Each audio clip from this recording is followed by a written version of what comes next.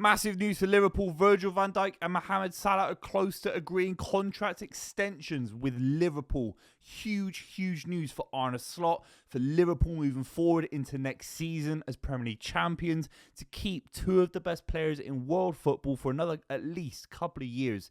It is the kind of momentum boost that you need. You don't really need one because Liverpool have already won the Premier League title. They're going to win it in a few weeks' time. Yes, they got knocked out of the Champions League. The League Cup final was a flat moment in the season. But you now go into the summer with all of the kind of the rumours, the transfer saga being over, and it allows Arne Slot to have a real big go at it in the summer with Salah, with Van Dijk on side. We're going to break down what it means for Liverpool moving forward. Even Trent as well. Does it change the Trent Alexander-Arnold situation? But we have to just talk about what we've seen. Fabrizio Romano, the big boys are out today. You're talking about David Ornstein as well, talking about how Salah could be signing a 2-year contract extension, which is the kind of length of contract that a lot of people thought he wouldn't want. He'd want a little bit more security, particularly with the lure of Saudi Arabia giving him 3, 4, 5 years with probably higher wages. A 2-year contract extension suggests that actually maybe it's been a little bit easier for Liverpool to get this deal over the line, that Salah's happy and keen and eager to stay at Liverpool. I don't think anyone ever doubted that, except for the lack of noise, the lack of kind of clarity about the situation. And you can kind of sit there and say, well, did Salah really want to stay at Liverpool? Maybe he was tempted by Saudi Arabia or somewhere else. But this information has proven that Salah's keen to stay for a relatively short amount of time. He'll see out obviously this season and have an extra couple of years where he'll be 35 years old. It's massive news. Romano talking about how the club is confident to get the deal done. Same with Virgil van Dijk, who recently confirmed positive progress has been made. Paul Joyce from the Times is saying there's a growing expectation that a new deal will be struck with Salah in a major boost for the club. And then Ornstein is talking about that both deals will be done. So when, not if, with both of those transfers. This is massive news. We're going to start off with Mohamed Salah because you could argue he's the best forward in world football. I think he's been absolutely unplayable. Sometimes in football, the international break comes in, certain things happen. The Declan Rice goals for Arsenal last night, and you kind of take away the focus of Liverpool, who really dominated European football for a large part of the season, and of course the Premier League. And then you look back at the numbers of where actually is Salah? What are his numbers? And you're thinking 32 goals and 22 assists. It's outrageous. 32 goals alone is like world class, is generational stuff. Then you add in 22 assists. It's absolutely outrageous. So for Liverpool to get him over the line, a lot of people will be talking about how that's the most important transfer done. Because if you get rid of Salah, if you lose Salah, you can't buy that kind of quality. And Liverpool have always had a great record. They replaced Torres. Suarez came in a few years later. Suarez, you had Coutinho. You had, of course, Salah, Mane, Van Dijk after that. So I'm not sure necessarily that Liverpool would have struggled to replace Mohamed Salah in his entirety. I'm sure there's always great world-class forwards ready to go, and Liverpool always a fantastic club to kind of grow into that role. What Mohamed Salah did from Roma, for example. But ultimately, straight away next season, Liverpool become far weaker without Mohamed Salah. There is no transfer that gets you to that level of 32 goals, 22 assists. This is his best season he's ever had for Liverpool, except for his first season. So it suggests physically that even at the age of 32, 33, 34, he's actually entering this kind of peak level that we can't even believe as football fans that we're seeing from a guy who's so robust, so dynamic, so physically kind of full of pace and power already at this age. And he was doing it 8 years ago. It's absolutely crazy. And his numbers haven't been as good since that season. So, yes, the big answer is Liverpool keeping those kind of goals is probably worth £100 million. You think about some of the transfers. Højlund went to Man United for close to £75 million. So I think if you want Isaac, if you want Gyökeres, you're talking 90, 100, 120 million pounds.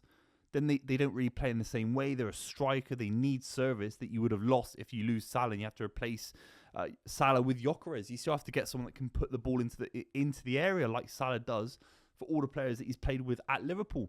But the big one that my gut was Virgil van Dijk is the biggest bit of news. I know it's crazy. I know Salah gets more goals. I know goals are more important.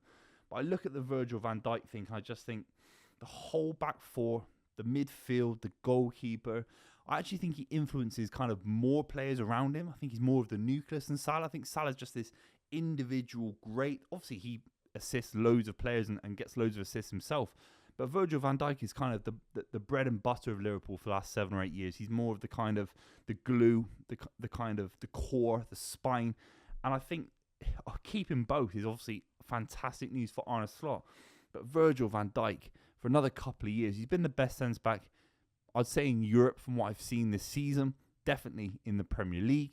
Him and Salah going for another season, it puts them in the realm of winning the Premier League back-to-back seasons. They've never done that, of course. Going on for their 3rd title, their 21st league title is a big aim. I think that might be a large part of the contract negotiations as well, because ultimately Liverpool fell a little bit short in the Champions League, got to the League Cup final, got bullied and dominated at points by a side that's energetic, that's a little bit more youthful maybe. They'll be thinking, we stay for a couple of years, there's maybe information about transfers that we're not privy to as football fans, and that they think they can be part of the next rebuild of Liverpool with Arne Slot, where they can go again and maybe win another Champions League, which is more than possible based on how good these guys are, plus other competitions. But the big one, getting past Manchester United, is now within the realms of possibility for Salah within this kind of contract extension, as well as Van Dijk. Getting over the Manchester United league title amount is absolutely crazy. It's the kind of historic thing that footballers do actually think about.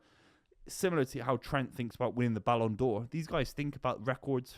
Usain Bolt was thinking about breaking the world record. It happens all the time with sportsmen. I think these guys are thinking, can we get past Manchester United's entire history of league title wins? I have to talk about Trent Alexander-Arnold because ultimately he hasn't signed a contract. It isn't pen to paper.